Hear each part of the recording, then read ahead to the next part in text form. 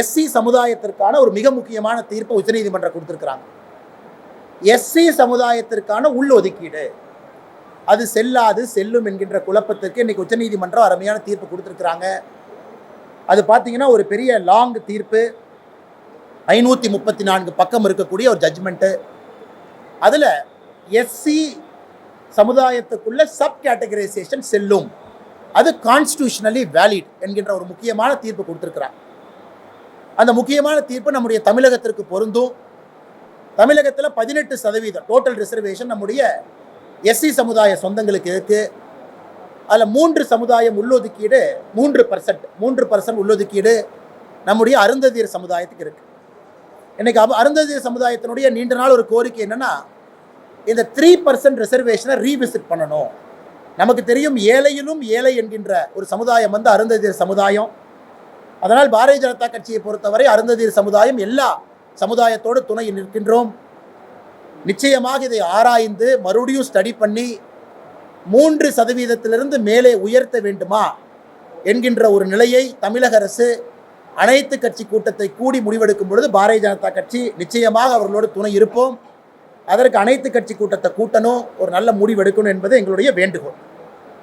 அதே நேரத்தில் இந்த தீர்ப்பில் கிரீமி லேயர் அப்படிங்கிற ஒரு கான்செப்டை கொண்டு வந்திருக்காங்க.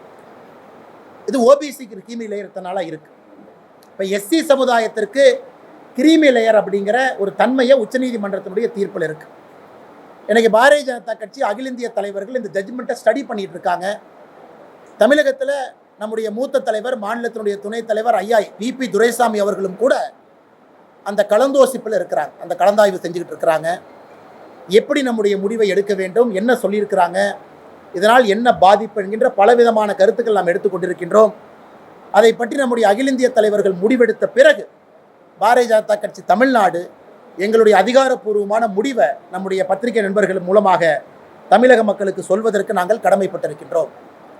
அதே நேரத்தில் நம்முடைய தேசிய ஜனநாயக கூட்டணியுடைய ஒரு முக்கியமான அங்கம் வகிக்கக்கூடிய பாட்டாளி மக்கள் கட்சி அன்பண்ணன் அன்புமணி ராமதாஸ் அவர்கள் நேற்று பத்திரிகையாளர் சந்திப்பு நடத்தினாங்க.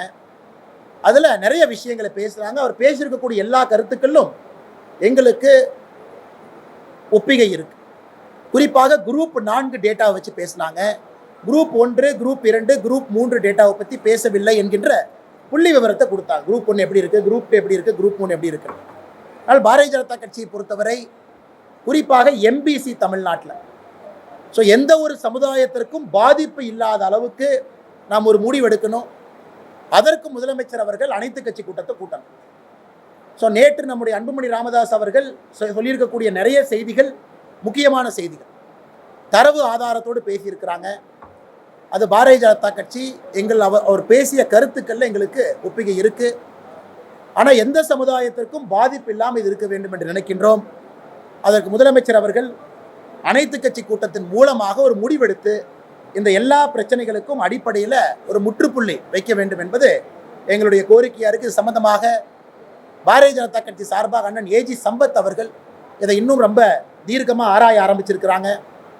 அவரும் கூட அவருடைய தலைமையில் எங்களுக்கு மிக விரைவில் ஒரு அறிக்கை கொடுக்கிருக்கிறாங்க. அது அனைத்து கட்சி கூட்டத்திற்கு செல்லும் பொழுது பேசுவதற்கு அது எங்களுக்கு ஏதுவாக இருக்கும். அது இல்லாமல் 2 தினத்திற்கு முன்பு ஒரு முக்கியமான செய்தி குறிப்பு நாங்கள் வெளியிட்டிருந்தோம். முதலமைச்சர் கோப்பையை தமிழகத்தில் 12 வயசுலேருந்து 19 வயசுக்குள்ள ஒரே கேட்டகரியாக வச்சிருக்கிறாங்க. இது எங்களை பொறுத்தவரை இது முட்டாள்தனம் என்கின்ற வார்த்தையை பயன்படுத்தணும். இதை 12 to 19 தான் அடுத்த ஒலிம்பிக்ஸ் யார் போகிறாங்க, யார் மெடல் கிடைக்கும், ஏஷியன் கேம்ஸு, வேர்ல்டு சாம்பியன்ஷிப் நமக்கு தெரியும். இந்தியாவில் தேசிய விளையாட்டு கூட்டமைப்பு என்ன சொல்கிறாங்கன்னா 11 to 14 ஒரு கேட்டகரி, 14 to 17 ஒரு கேட்டகரி, 17 to 19 ஒரு கேட்டகரி, 3 கேட்டகரியாக பிரிச்சிருக்கிறாங்க. அது இந்தியன் ஸ்விம்மிங்காக இருக்கட்டும், எதாக இருந்தாலும் கூட 3 கேட்டகரியில் தான் மெடல் கிடைக்கும். ஆனால் தமிழ்நாட்டில் 12 to 19னா 12 வயசு பையன் பொண்ணும் 19 வயசு பையன் பொண்ணும் எப்படி ஒன்றா இருக்க முடியும்? அதனால் உடனடியாக விளையாட்டுத்துறை அமைச்சர், முதலமைச்சர் அவர்கள் தலையிட்டு இதை 3 கேட்டகரியாக பிரிக்கணும். இந்திய தேசிய விளையாட்டு கூட்டமைப்பினுடைய அடிப்படை எப்படி வச்சிருக்கிறாங்களோ இங்கேயும் அப்படி இருக்க வேண்டும் என்பது எங்களுடைய வேண்டுகோள். இதை மாநில அரசு செய்வார்கள் என்கின்ற நம்பிக்கை எங்களுக்கு இருக்கு. பாதகம் செய்பவரை கண்டால் நாம் பயங்கொள்ளலாகாது பாப்பா, மோதி மிதித்து விடு பாப்பா, அவர் முகத்தில் உமிழ்ந்து விடு பாப்பா. அண்மை செய்திகளை உடனுக்குடன் தெரிந்து கொள்ள இணைந்திருங்கள் இயம்நாடு தொலைக்காட்சியுடன்.